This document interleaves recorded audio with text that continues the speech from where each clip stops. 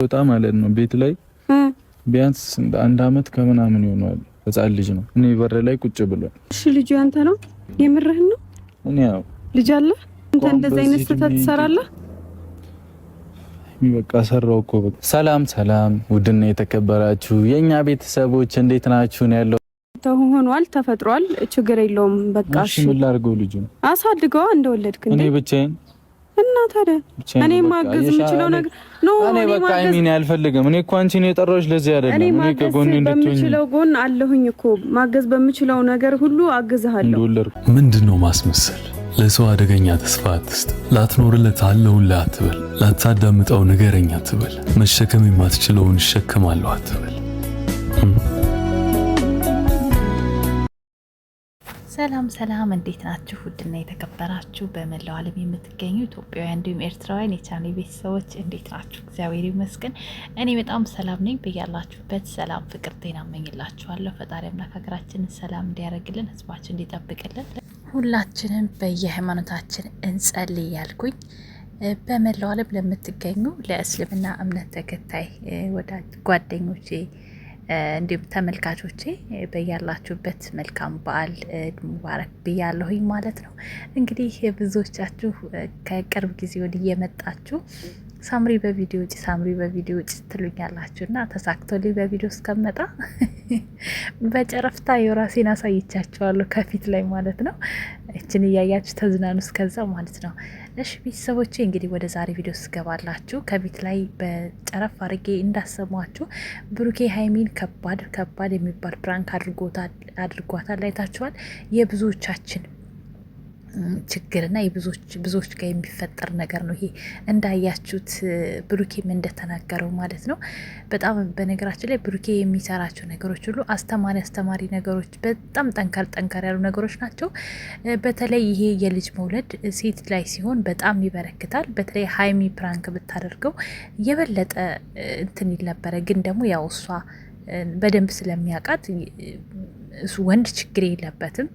የትኛውም ምንጊዜም ቢወልድ አይታወቅበትም። ሴት ልጅ ግን ያው እሱ አብሯት ስለነበረ በዚህ ጊዜ ወለድኩ ብትለው ስለማያምናት እንጂ ሴት ልጅ ይህንን ፕራንክ ብታደርግ በጣም የበለጠ በደንብ እንትን የሚል ነገር አለው እና ይሄ ደግሞ የብዙ ወንዶች ችግር ነው በዚህ ዘመን። በተለይ ለስራ ወደ የሀገር የሚዞር ሰው ከሆነ እመኑኝ በየሀገሩ አንዳንድ ልጅ የሌለው አታገኙ። ከ10 አንድ ነው ራሱን ጠብቆ በትህትና ትዳሩን ቤቱን አክብሮ የሚኖረው እንጂ 90% የሚሆነው በሄደበት በቃ በሄደበት ማደር በሄደበት መውለድ ነው እና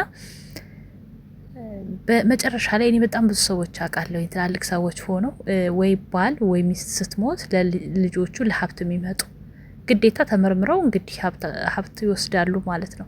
ቤት ውስጥ የነበረችው ለልጆቿ የፈጋችው ነገር ሁሉ ባዶ የሚቀሩበት ጊዜ ያለና በተለይ በወንዶች ይሄ በጣም ይከሰታል። አትዋሹ። ህይወታችሁ ላይ የሚከሰት ነገርን ሁሉ አብሯችሁ ላለች የትዳር አጋራችሁ ወይንም ደግሞ ወንድም ከሆነ ብዙ ጊዜ እንኳን ወንዶች ላይ የሚከሰተው እንጂ ሴቶች ላይ አይከሰትም።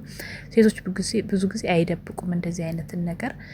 ወንድ ልጅ ግን ሲመጣ የህይወት ታሪኩን ሙሉ በሙሉ አይነግራችሁም። ብዙ ድብቅ ማንነቶችን ይዞ ነው የሚመጣው። ከዛ በኋላ ላይ ግን መጨረሻ ላይ ስታዩ ትዳር እስከ መፍረስ የሚደርሳል። ልጆች ወልደው ብዙ ነገር ደረጃ ደርሰው ልጅ አለው ሲባል በጣም ከባድ ነው። ያለፈ ህይወቱ ነው ምን ችግር አለው ልትሉ ትችላላችሁ። ነገር ግን ያለፈ ህይወቱ መሆኑ ሳይሆን ችግሩ መዋሸቱ ነው። ገባችሁ? ሌላስ ነገር እንዳልዋሻት ምን ያህል እርግጠኛ ትሆናለች እቺ ሴት? ትዳርን የሚያክል ነገር ትልቅ ምዕራፍ ትልቅ ማዕከል ሲገባበት በውሸት የተጀመረ ነገር መጨረሻው መፍረስ ነው የሚሆነው። በግልጽ ተነጋግሮ ትዳርን የመጀመር እንትን ያላቸው እውቀት ያላቸው ጥቂቶች ናቸው። ብዙዎች ራሳቸውን ደብቀው ነው ትዳር ውስጥ የሚገቡት። ሴቷም የተደበቀ ማንነት ይኖራታል፣ ወንዱም የተደበቀ ማንነት ይኖረውና መጨረሻ ላይ ያ ማንነት ሲወጣ በቃ እስከ መለያየት ይደርሳሉ፣ ወይም ደግሞ ነገሮች እስከ መበጥበጥ ይደርሳሉና ይሄ በጣም የሚያስተምር ነገር አለው። በፕራንክ ውስጥ አንዳንድ ጊዜ ብዙ የምንማራቸው ነገሮች አሉ። ሌላው ደግሞ የሀይሚ አቀባበል የሚያስተምረው ማለት ነው። አሁን በእሷ ቦታ ብዙዎቻችን ብንሆን ምን እንደምናደርግ አስቡት። ምን አገባ እሷ? ፍቅረኛሞች አይደሉም ጓደኛሞች ናቸው እና ምን ችግር አለው ትሉ ትችላላችሁ። ፍቅራቸውን ለእኛ ግዴታ እኮ ፍቅረኛሞች ነን ብሎ መግለጽ አይጠበቅባቸውም። ሲቀጥል ደግሞ በጣም በብዙ ነገሮች እያሳዩን ነው ፍቅራቸውን ማለት ነው። በተለይ ብሩኬ ፍቅሩን በደንብ እያሳየን ነው። እነሱ ለእኛ ማውጣት ያልፈለጉት ፍቅረኛሞች ነን ብለው መናገር ያልፈለጉበት የራሳቸው ትልቅ ምክንያት ይኖራቸዋል። ደግሞ እኔ ደስተኛ ነኝ። እኔ የምፈልገው እንደዚህ በሰላም እየኖሩ ብቻ ፍቅራቸውን በቃ እንዲሁ በተግባር ቢያሳዩ ነው ደስ የሚለኝ። ፍቅረኛሞች ነን ብለው ከመጡ ብዙዎች ያስቀናል፣ ህይወታቸው ይደርሳል የተባሉ ሰዎች እየተለያዩ እያየን ነው። የሰው አፍ ደረቅ እንጨት ይሰብራል፣ የሰው አይን ጥሩ አይደለም እና ታየን እንዲሉ አልፈልግም። እንዲሁ እየሆኑ በሰላም በፍቅር ቢኖሩልን ደስ ይለኛል። እንኳን አይደለም ፍቅረኛሞች ሆነው አሁን ላይ እንደዚህ የተጨቃጨቁ እንኳን ሲጣሉ እንዴት ነው በተለይ ሀይሚ ላይ በጣም የምትነጫነጨው ሀይሚ ስለሆነች ብዙዎች ይሰድቧታል። በአንድ ቪዲዮ በጣም ብዙ ስድቦችን ታስተናግዳለች ሀይሚ ማለት ነው። ግን በቃ ያው ሰርተን እሱ ሚስራ እኔም ልስራ አይነት ነገር ነው ሀይሚ እንጂ ትክክለኛ ባህሪዋ ይህ አይደለም። ሀይሚ ዝምተኛ ናት። ለምለምም ከዚህ በፊት ተናግራለች ካስታወሳችሁ ማለት ነው።